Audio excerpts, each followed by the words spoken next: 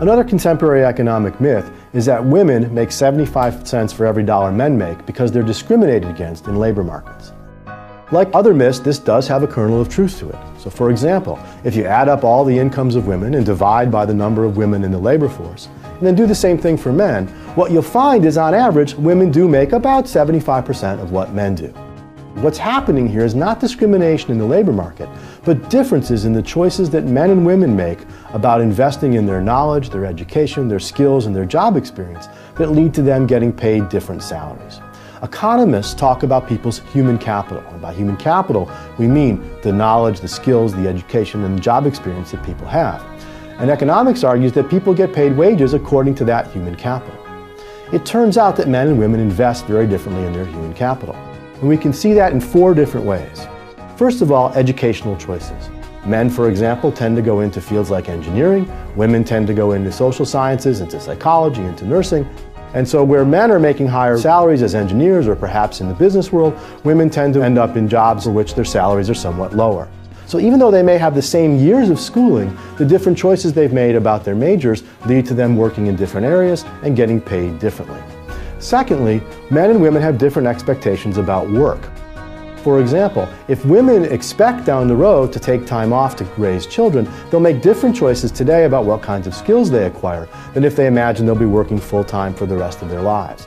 And we know historically that many women in the 1960s and 70s didn't imagine that they would be working full-time at age 40 and ended up making choices that led them to have jobs when they were working at age 40 that didn't pay as well as they might have otherwise. Younger women today, of course, are more likely to imagine themselves working at age 40 and therefore make different investments today.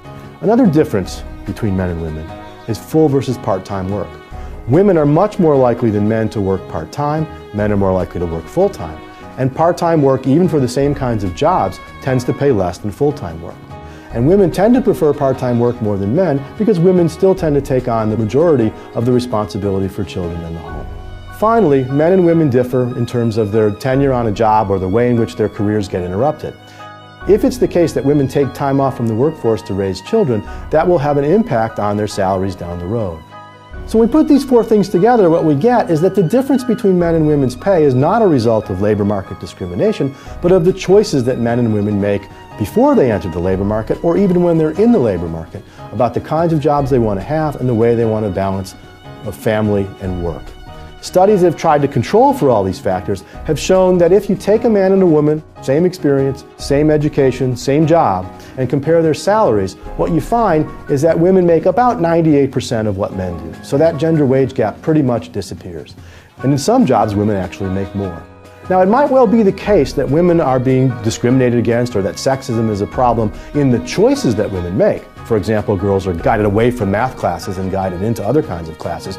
It's also certainly the case that our expectations about women's roles versus caring for children in the household and men's roles about caring for children in the household are very different. And if we think those are poor choices, if we want to see women's pay more equal to men, what we need to do is convince more women to go into areas such as the sciences and mathematics and engineering, and we need to convince men to take more responsibility for children in the house.